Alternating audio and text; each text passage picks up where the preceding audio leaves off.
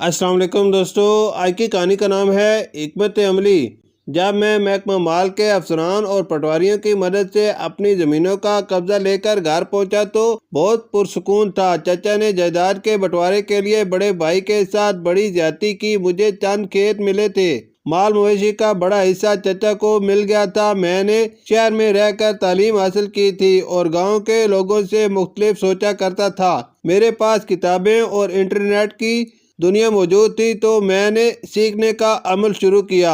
جب میں نے اپنے باغ کا جائزہ لیا تو پتہ چلا کہ وہاں زیادہ تر درخت آلو بخارے اور سیب کے ہیں۔ تب ایک خیال میرے دماغ میں آیا اور میں نے اس پر تحقیق شروع کر دی۔ پتہ چلا کہ فصل تیار ہوتے ہی کڑی فصل کو بیوپاریوں کو بیچ دیا جاتا تھا۔ جب میں کھیتوں کی طرف گیا تو ان کا برا حال تھا۔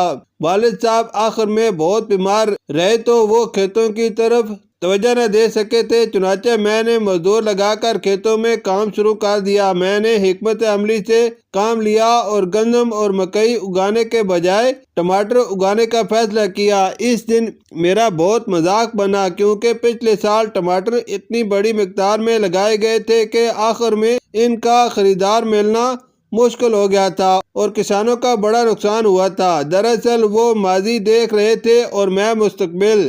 جب ٹماٹر تیار ہوئے تو پتہ چلا کہ اس مرتبہ لوگوں نے ٹماٹر کم اگائے ہیں، چنانچہ ان کی قیمت بہت بڑھ چکی ہے۔ یوں میں نے کئی گنا منافع حاصل کیا۔ اب چچا کی آنکھیں کھلیں مگر وہ اپنی اکڑ میں رہے۔ البتہ چچا کا لڑکا یعنی میرا چچا زاد بھائی خرم میرا دوست بن گیا۔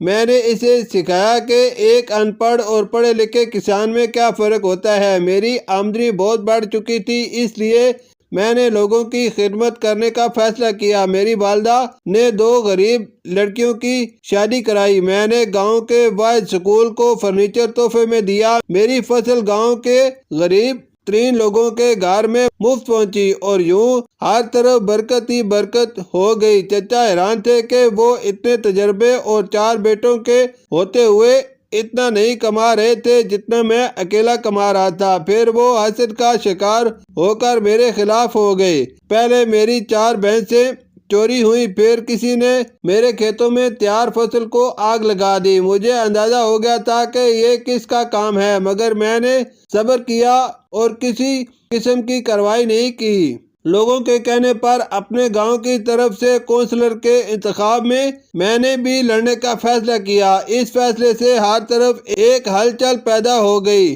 پھر پتہ چلا کہ چچا بیمار ہیں۔ میں ان کی عیادت کو گیا۔ وہ سخت علیل تھے۔ انہوں نے مجھ سے تنہائی میں بات کرنے کی خواہش ظاہر کی۔ سب چلے گئے تو وہ بولے، خالد بیٹا، یوں لگتا ہے میرا آخری وقت قریب ہے۔ ایسا مت کہیں چچا، خدا آپ کا سایہ ہمارے سروں پر ہمیشہ قائم رکھے۔ میں نے خلوص سے بھرے لہجے میں کہا۔ انہوں نے میری طرف غور سے دیکھا، پھر دکھ بھرے لہجے میں بولے، میں چھوٹا بھائی ہونے کے باوجود تمہارے باپ سے برتری کے خواب دیکھتا تھا، مگر عزت، دولت، شہرت اور ہر معاملے میں مجھ سے بہتر ہی رہے۔ بھائی صاحب کا دکھ اندر ہی اندر مجھے کھوکھلا کر چکا ہے۔ میں اب تم سے اپنے گناہوں کی معافی مانگنا چاہتا ہوں۔ تمہارا جو نقصان ہوا اس کی ادائیگی کرنا چاہتا ہوں۔ تم چاہو لے لو تاکہ میں اطمینان سے مر سکوں۔ میرے والد اپنے چھوٹے بھائی سے جو چاہتے تھے، جیسا ان کو دیکھنا چاہتے تھے، وہ آج ویسے ہی بن گئے تھے، تبدیل ہو گئے تھے۔ تب میں مسکرایا اور جیب سے ایک کاغذ نکال کر ان کے سامنے کیا۔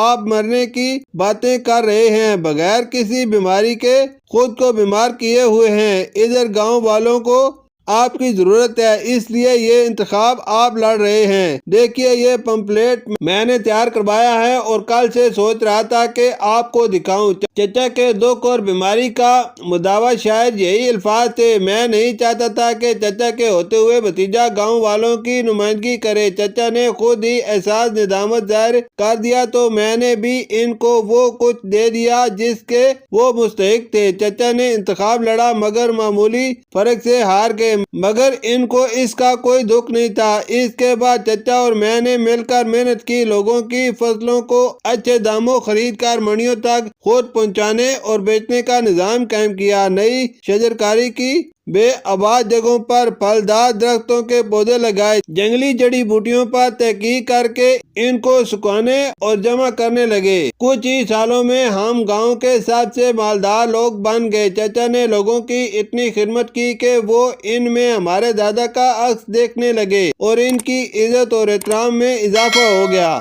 شکریہ۔